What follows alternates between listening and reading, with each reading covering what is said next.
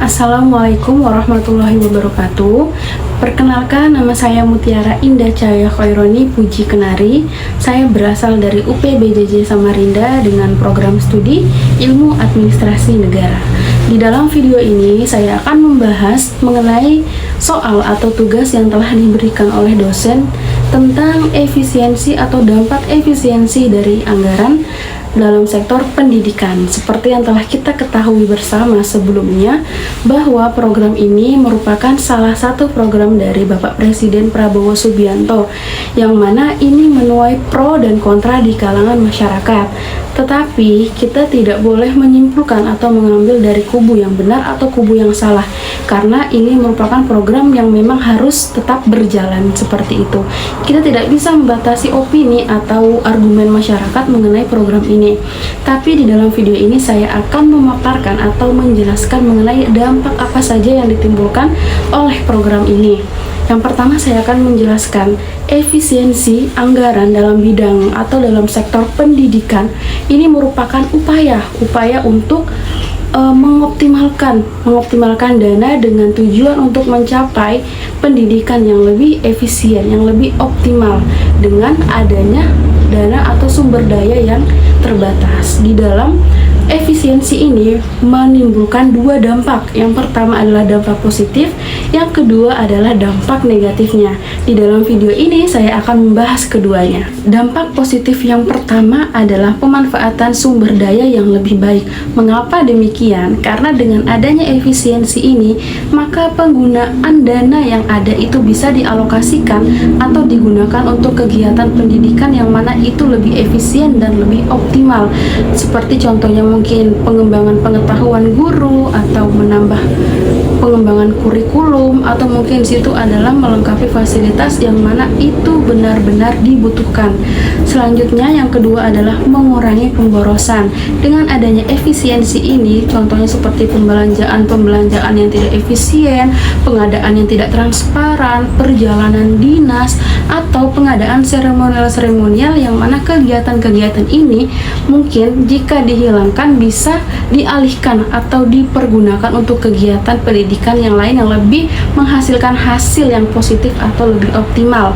Yang ketiga adalah motivasi dan inovasi. Kenapa? Karena dengan adanya efisiensi ini kita dituntut untuk berpikiran dengan terbuka atau open minded, karena kita akan berpikir bahwa bagaimana caranya sistem belajar ini, sistem pendidikan ini tetap berjalan dengan optimal dengan dana yang ada. Maksudnya dana yang terbatas, karena dananya tidak sama lagi dengan pengadaan atau anggaran yang sebelumnya. Mungkin situ dengan cara digitalisasi atau pemanfaatan sumber daya lokal yang tersedia.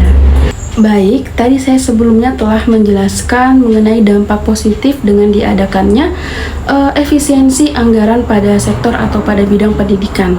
Selanjutnya saya akan menjelaskan dari dampak negatifnya.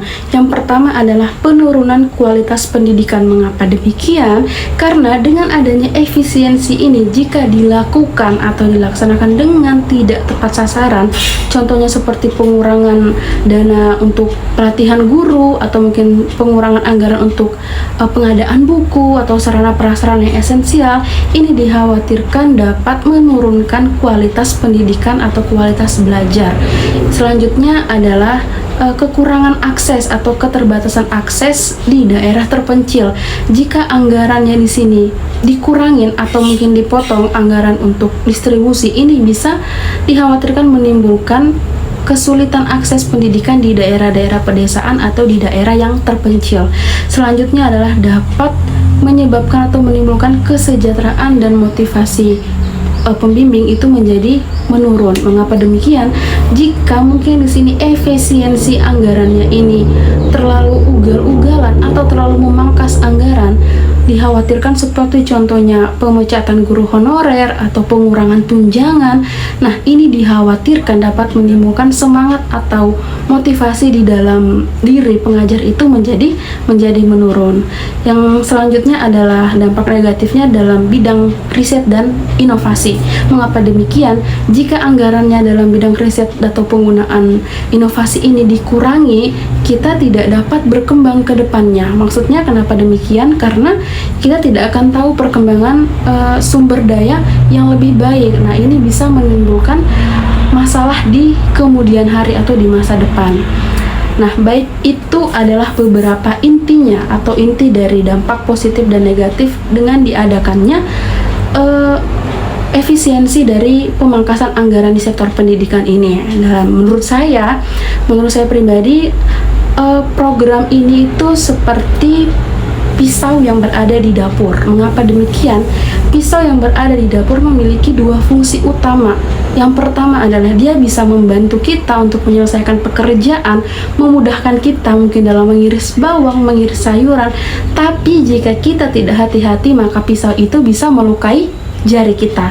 Nah, sama halnya dengan adanya efisiensi anggaran ini, jika di situ mungkin dilakukan dengan sembarangan atau tanpa persiapan, ini bisa mengakibatkan sesuatu yang fatal. Dan jika mungkin di situ dilakukan dengan tepat sasaran, dengan ada manajemennya atau mungkin dengan ada persiapan khususnya, nah ini bisa meningkatkan sumber daya yang berada di Indonesia. Terima kasih, sekian penjelasan dari saya mengenai tugas yang telah diberikan. Assalamualaikum warahmatullahi wabarakatuh.